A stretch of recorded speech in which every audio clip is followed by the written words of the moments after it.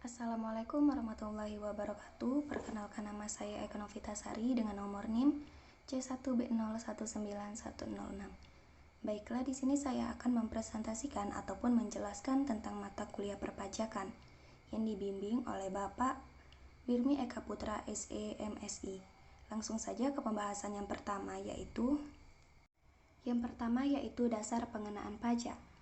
Penghasilan kena pajak atau wajib pajak badan penghasilan neto dikali dengan penghasilan kena pajak wajib pajak orang pribadi.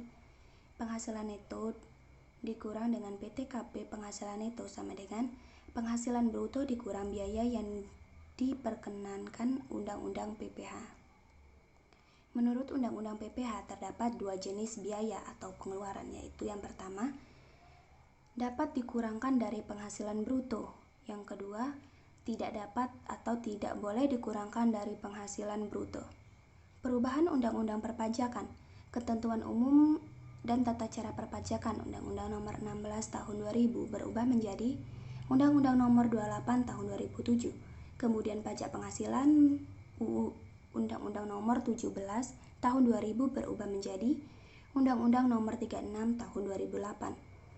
Kemudian PPN dan PPNBM Undang-Undang Nomor 11 Tahun 1994 berubah menjadi Undang-Undang Nomor 42 Tahun 2009. Kemudian ada penagihan dengan surat paksa Undang-Undang Nomor 19 Tahun 1997 berubah menjadi Undang-Undang Nomor 19 Tahun 2000. Kemudian ada PBB Undang-Undang Nomor 12 Tahun 1985 berubah menjadi Undang-Undang Nomor 28 Tahun 2009. Kemudian ada BPHTB Undang-Undang Nomor 21 Tahun 1997 berubah menjadi Undang-Undang Nomor 28 Tahun 2009. Selanjutnya yaitu tarif pajak berdasarkan pasal 17 Undang-Undang PPH.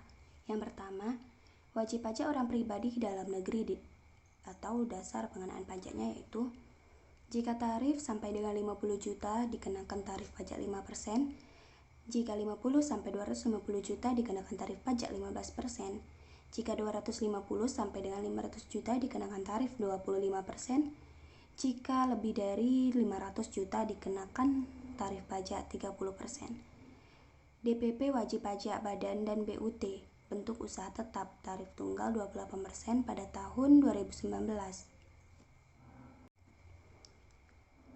DPP wajib pajak badan dan BUT bentuk badan usaha tarif tunggal 28% pada tahun 2009 dan menjadi 25% pada tahun 2010. Untuk wajib pajak badan masuk bursa diberikan tarif 5% lebih rendah dari tarif yang berlaku dengan ketentuan memenuhi syarat pasal 17 ayat 2B BUT.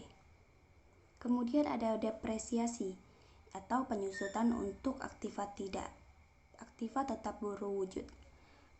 Pengeluaran atas pembelian, pendirian, penambahan, perbaikan, atau perubahan aktiva berwujud kecuali tanah yang berstatus hak milik, hak guna bangunan, hak guna usaha, dan hak yang dipakai atau yang dimiliki untuk mendapatkan, menagih, memelihara penghasilan dan mempunyai masa manfaat lebih dari 1 tahun. Adapun metode penyusutan yang diperoleh menurut perundang-undangan, yang pertama yaitu metode garis lurus, yang kedua yaitu metode saldo menurun. Kemudian yaitu ada amortisasi atau penyusutan untuk aktiva tetap tidak berwujud. Pengeluaran untuk memperoleh aktiva tidak berwujud dan pengeluaran lainnya termasuk biaya perpanjangan hak guna dan hak pakai yang mempunyai masa manfaat lebih dari 1 tahun yang digunakan untuk mendapatkan, menagih, memelihara dan penghasilan tidak boleh dibebankan sekaligus melainkan dengan amortisasi. Harta tetap tidak berwujud digolongkan menjadi 4 kelompok, yaitu yang pertama kelompok harta tidak berwujud bukan bangunan yang mempunyai masa manfaat 4 tahun. Yang kedua, kelompok harta tidak berwujud bukan bangunan yang punya masa manfaat 8 tahun. Yang ketiga, kelompok harta tidak berwujud bukan bangunan yang punya masa manfaat 16 tahun.